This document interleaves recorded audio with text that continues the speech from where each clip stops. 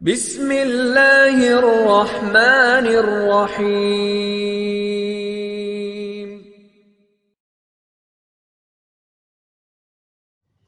بسم اللہ الرحمن الرحیم۔ اسم اعظم کے بارے میں ایک اور حدیث مبارکہ۔ عن القاسم قال اسم اللہ العظم الذی اذا دعی به اجاب فی صور ثلاث البقرہ و آل عمران و طٰہٰ۔ صحیح ابن ماجہ۔ ترجمہ حضرت قاسم بن عبد الرحمن دمشقی رحمۃ اللہ تعالیٰ علیہ سے روایت ہے،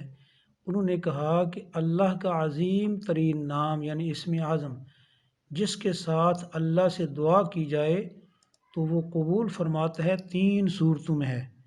سورہ بقرہ، نمبر 2 سورہ آل عمران اور نمبر 3 سورہ طٰہٰ، یعنی ان 3 صورتوں میں اسم اعظم ہے۔ اسم اعظم کے ذریعے دعا کس طرح کی جائے، پہلے 3 باتیں ذہن نشین کر لیں۔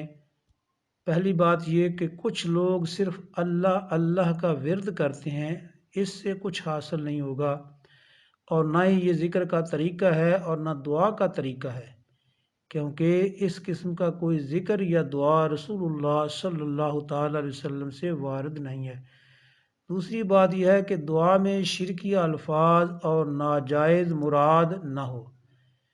تیسری بات یہ ہے کہ دعا کرنے والا حلال کمائی کھانے والا ہو، اللہ پر پختہ ایمان و یقین رکھنے والا ہو۔ اور دعا کرنے کا طریقہ یہ ہے کہ سب سے پہلے اللہ رب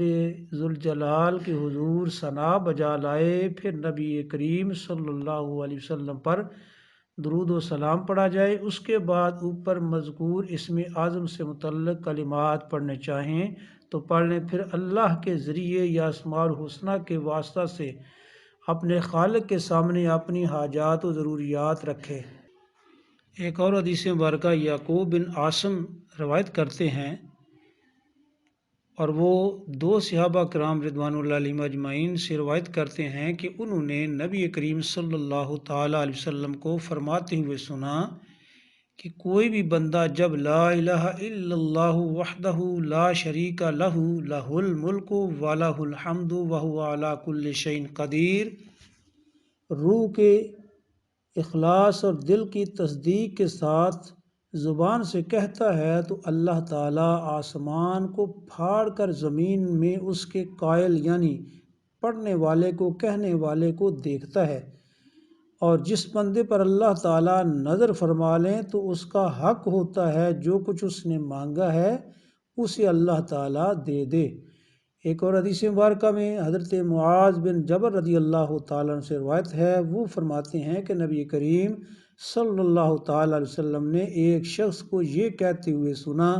یا ذل جلال والاکرام، تو حضور نبی پاک صلی اللہ تعالیٰ علیہ وسلم نے فرمایا مانگ تیرا سوال قبول کیا جائے گا، اور یہ روایت کیا ہے اس کو ترمذی نے۔ ایسے ہی دینی